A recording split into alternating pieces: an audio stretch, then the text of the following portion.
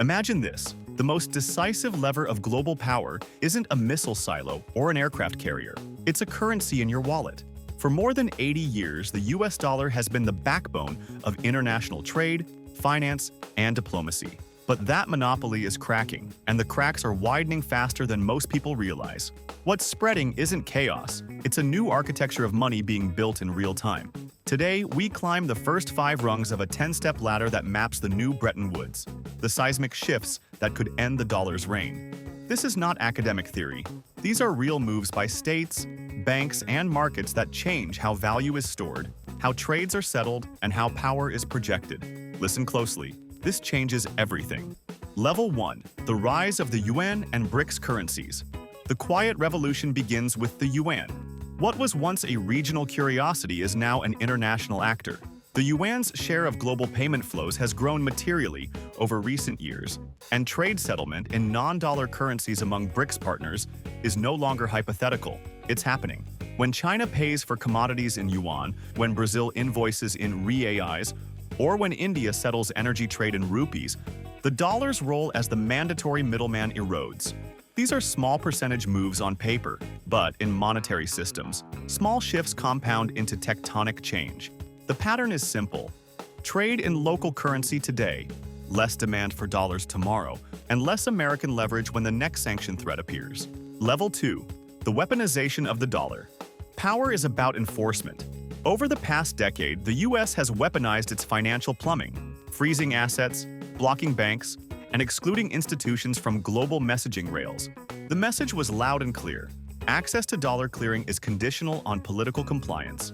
When Russia was removed from major payment channels, the rest of the world took notice. If Washington can cut off a peer, it can cut off anyone. That realization didn't create immediate alternatives overnight, but it did create urgent incentives to build them. Security through dependency is a fragile strategy when the supplier can turn the tap off. Level 3. Gold-backed digital assets. Fear breeds creativity. Central banks, from Warsaw to Riyadh, have been quietly restocking vaults of bullion at rates not seen in decades. But physical gold, while timeless, is slow. The marriage of gold with digital settlement, tokenized, auditable, instantly transferable, is the logical next step. A currency backed by a tangible reserve but transacted in digital form. Imagine a sovereign-backed digital token that carries the durability of gold with the speed of blockchain, accepted across borders without dependence on the dollar. That's not sci-fi.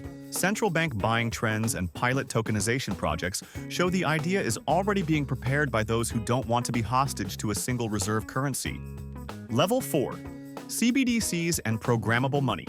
If gold digital hybrids change what money is, central bank digital currencies, CBDCs, change how money can behave.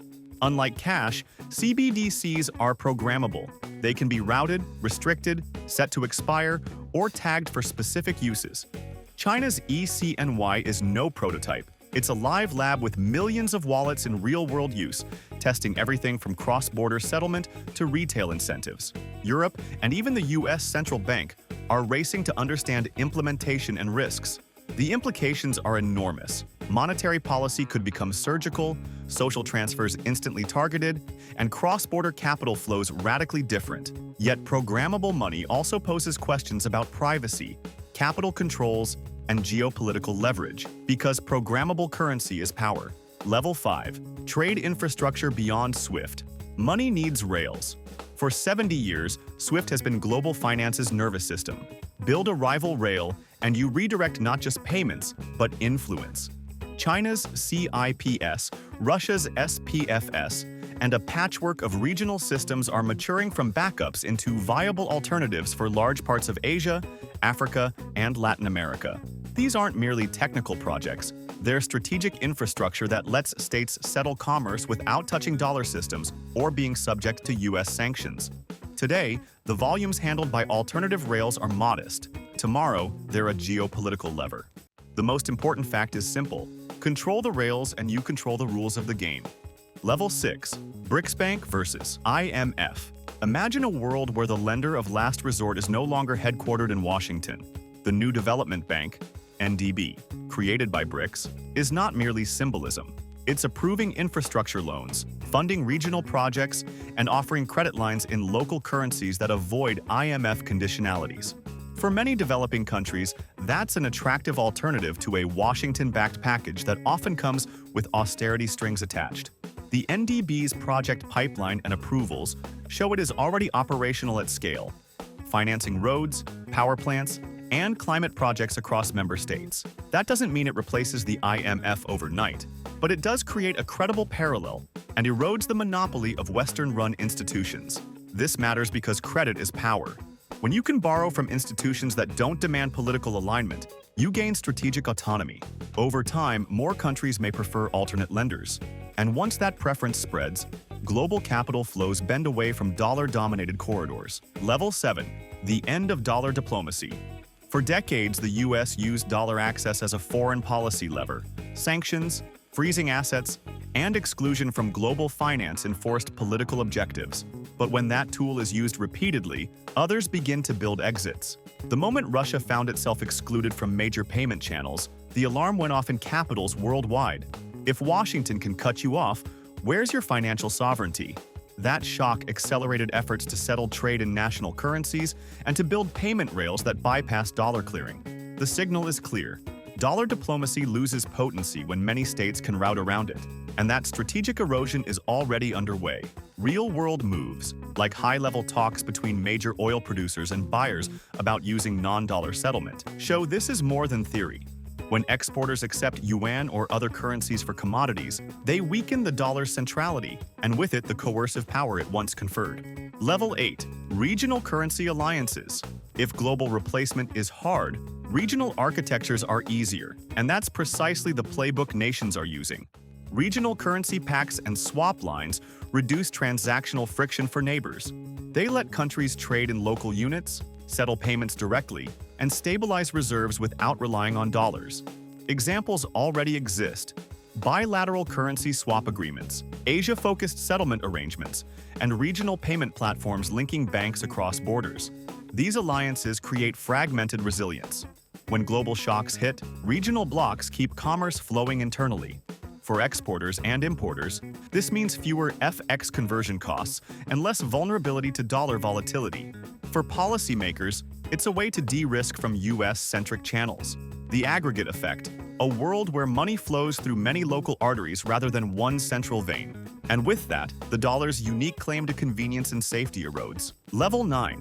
Multipolar monetary systems. Picture not one dominant currency but many coexisting standards. Yuan for East-South trade corridors, Euro for intra-Europe flows, regional currency baskets for Africa or Latin America, and specialized trade currencies for commodities.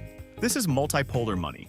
Messier than a single standard, yes, but potentially more resilient. The benefits are structural. No single currency can be weaponized to the same degree, and shocks in one monetary zone are cushioned by alternatives.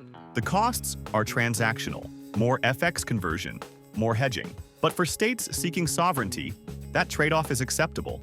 What's changing is the political calculus. Nations choose diversification over dependence, even if it adds short-term friction, because the long-term strategic value is autonomy. The trend toward multi-currency settlements and the growing operational capacity of systems like CIPS underscore this transition. Level 10. Bretton Woods 2.0. At the summit of this ladder is the most consequential possibility: a new global monetary architecture, a Bretton Woods 2.0. This could take multiple forms: a basket-based reserve, a weighted mix of major currencies and commodities, a digital asset standard backed by a consortium of central bank reserves or gold tokens, or a network of interoperable CBDCs that allow cross-border settlement without a dominant intermediary. A Bretton Woods 2.0 won't be signed overnight. It will be negotiated through summits, multilateral development projects, and practical pilots. But the pieces are already moving. Central banks hoarding gold, new development banks financing alternatives, payment rails growing in capacity, and high-volume bilateral trade in non-dollar units. The likely outcome is not a sudden collapse of the dollar. It's a gradual, managed shift toward a multipolar, digital-native monetary reality, where the dollar is still important but no longer unchallenged. For nations and investors, the question isn't merely if the shift will happen, it's how to navigate it. diversify reserves, build rail redundancy, engage in regional trade pacts, and develop digital capabilities that are interoperable and transparent.